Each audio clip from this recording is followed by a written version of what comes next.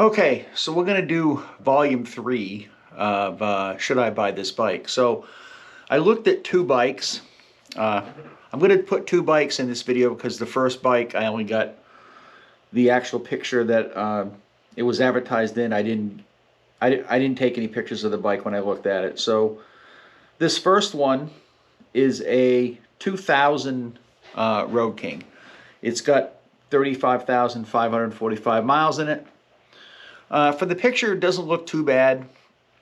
The front fender, the rear part of the front fender had some damage, like some rocks hit it, but I'm not really sure how that could happen on the back part of the front fender.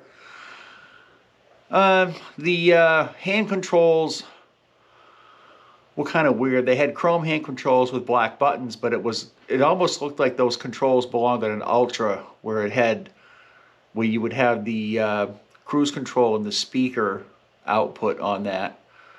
They were missing buttons on the bottom, like just square buttons, so I'm not sure why that was there.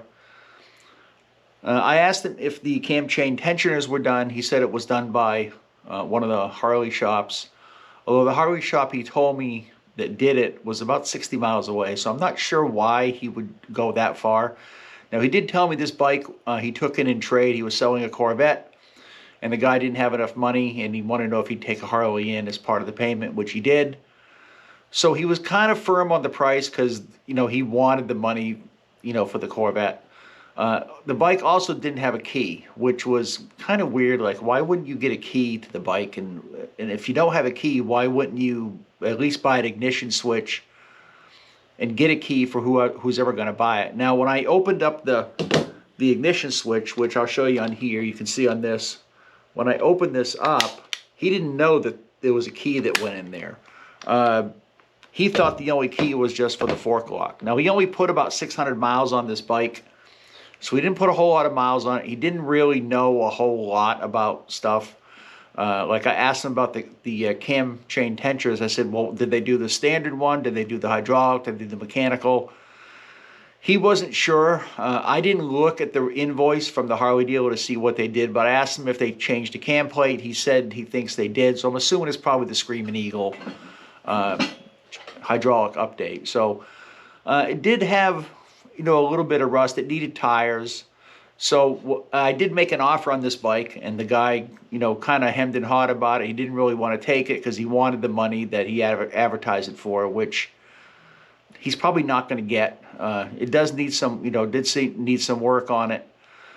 Now, all the bikes that I've looked at are still for sale. So nobody has bought any of the bikes that I've looked at. In fact, the first bike that I looked at, which was that 2003 Custom Fat Boy, the guy dropped the price $1,000 on it already. So none of these bikes have sold.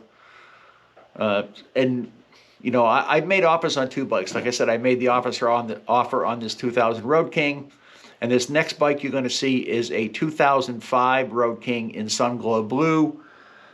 Pretty nice looking bike, as far as the pictures go. I mean, if you look at a picture, the picture looks fine. It's when you get up to the bike and see it up close that you start seeing problems.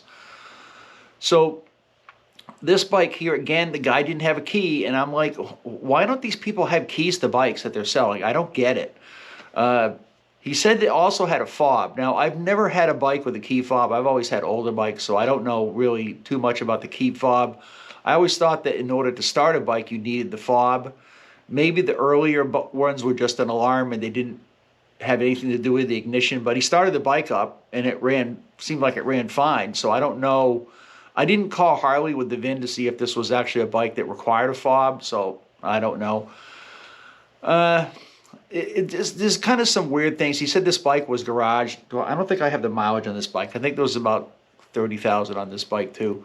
So he said this bike was garaged, yet I'm seeing rust in places that I wouldn't normally see a garaged bike. Like, if you look at my 98 Sportster over there that I bought in 2001, that's been garaged the whole time I've had it. There's not an inch of rust on that bike. The same thing with the 2005 Deuce.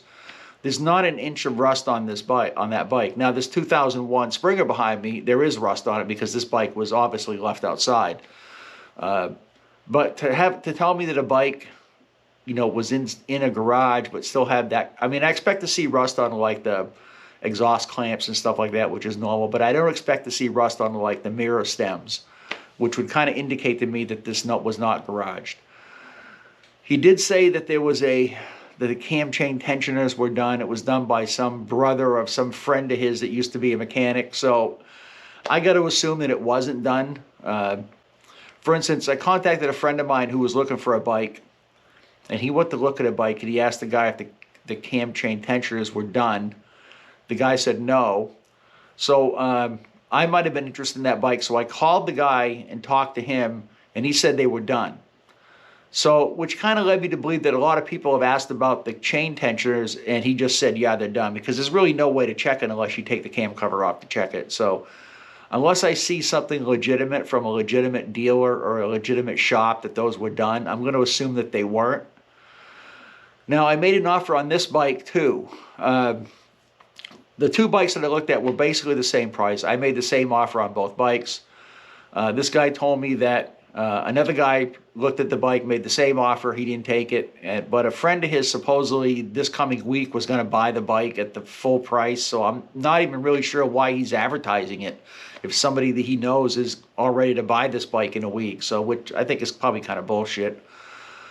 It did come with an extra seat, came with a windshield. I'm trying to think what else was wrong with that bike.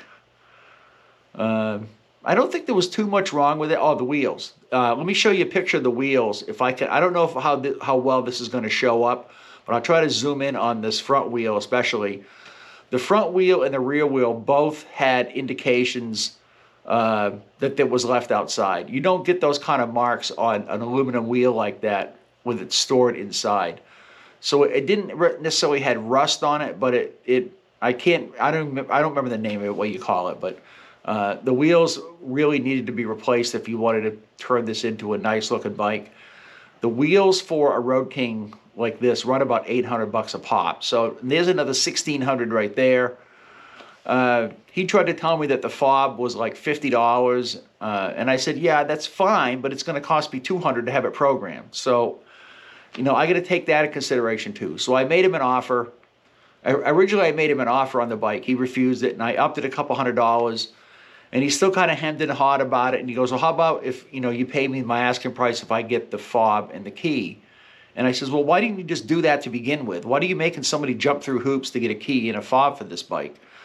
So I was really thinking, and I looked at the bike a little bit more, and I says, you know what? I'm going to stick with my original offer. So, of course, he didn't take it. I could tell by the look at his face, he thought that I was going to buy that bike that day. So I said, well, you know, let me know if it falls through from the guy that was going to buy it from you, and I'll take another look at it. I says, but I won't go any higher than the offer that I've already made you. So that's where we stand with that. I've looked at about 5 bikes now, I think. Like I said, every single one of them is still for sale. Nobody has bought any of these bikes that I've looked at. And the closer we get to fall, the prices will probably start to drop because people want to get rid of them before, especially in New England, they want to get rid of them before winter hits so they don't have to store them, they don't have to do whatever, they're taking up space in their garage for a car, whatever they're doing.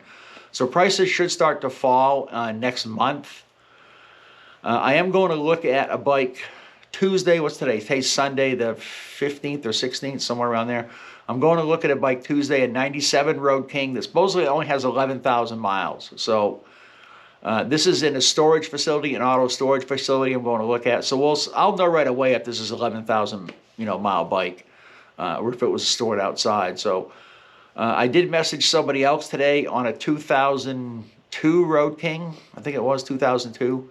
That's actually in my hometown. So they haven't replied to me back. Again, I don't know how long this bike was listed. It just says it was listed a couple weeks ago. So we're going to see, how that goes. So again, don't forget to subscribe. Thanks for watching, and I'll see you in the next video.